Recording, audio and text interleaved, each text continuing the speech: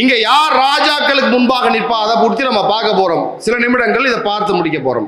தன் வேளையில் ஜாக்கிரதையா இருக்கிறவனை நீ கண்டால் அவர் நீசருக்கு முன்பாக இல்லாமல் ராஜாக்களுக்கு முன்பாக நிற்பான். இப்ப ஆசாரிப்பு கூடாரம், இந்த ஆசாரிப்பு கூடாரம் ஒரு மகிமை வாய்ந்த கூடாரம், மகிமையின் கூடாரம்.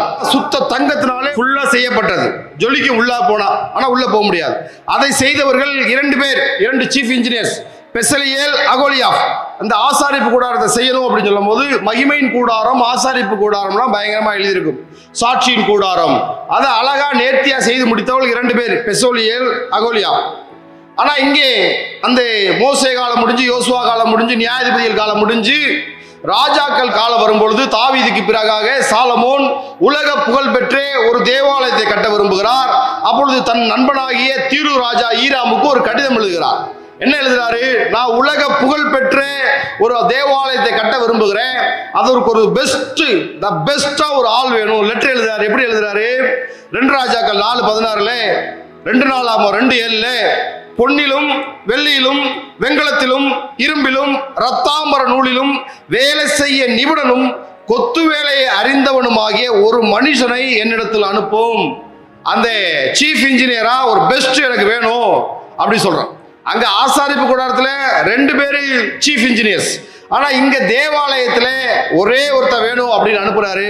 அதுக்கு தீரு ராஜா ஒரு லெட்டர் எழுதுறாரு பாருங்க. 2 நாளாகமம் 2:13 சாலமோன் என்ன கேட்கிறாரு?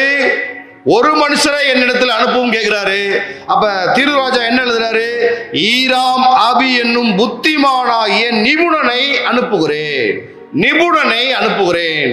பாருங்க, நிபுணன் அப்படின்னா கை தேர்ந்தவன். அவனை விட யாரும் அதை அழகா செய்திட முடியாது. அப்ப தேவாலயத்தை அவன் எப்படி, அவனுடைய வேலை எப்படியா, தேவாலயத்துக்கு என்னென்ன வேண்டும் என்று அவனுக்கு சொல்லப்படுமோ அதை யூகித்து செய்ய அறிந்தவன். 1 ராஜாக்கள் 7:40 ஈராம் கர்த்தருடைய ஆலயத்துக்காக ராஜா சாலமோனுக்கு செய்ய வேண்டிய எல்லா வேலைகளையும் செய்து முடித்தார். ஒரு தனி நபர் அவன் யூகித்து வேலை செய்யறான். அவங்க அம்மா இத்தனைக்கு கைம்பெண், அவங்க அப்பா தட்டான். அவங்க பாருங்க, எலும்பி பிரகாசிக்காத குடும்பம், ஒரு சாதாரண குடும்பத்திலிருந்து வந்தவன் ஈராம் அபி.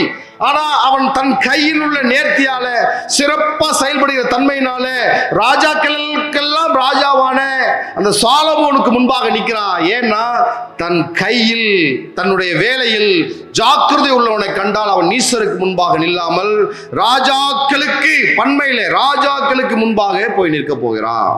நம்ம தேவாலயத்தோட மகிமை என்ன படிக்கிறோம்? சாலமோன் கட்டின தேவாலயம், சாலமோன் கட்டின தேவாலயம் தான் படிக்கிறோம். தேவாலயத்தை கட்டினது யாரு? இவர்தான். யாரு? ஈராம் அபி. நம்ம தாஜ்மஹாலுடைய பெருமையை பயங்கரமா சொல்லுவோம். ஷாஜகான் கட்டினாரு. கட்டினது யாரு? அவருடைய தொழில் நேர்த்தி என்ன? அதே போலதான் இந்த சாலமோனுடைய ஆலயத்தை கட்டினது இந்த ஈராம் அபி. தன் வேலையில ஜாக்கிரதை, ராஜாக்களுக்கு முன்பாக நின்றான். அதே போல நாம் ஒவ்வொரு வேலையிலும் ஜாக்கிரதையா இருந்தா நாம் ராஜாக்களுக்கு முன்பாக போய் நிற்போம். அல்லேலூயா. உயர்ந்த இடங்களிலே ஏறி இருப்போம். ஸ்தோத்திரம். அதனால நீதிமொழிகள் 10:4 சுறுசுறுப்புடைய கை செல்வத்தை உண்டாக்கும்.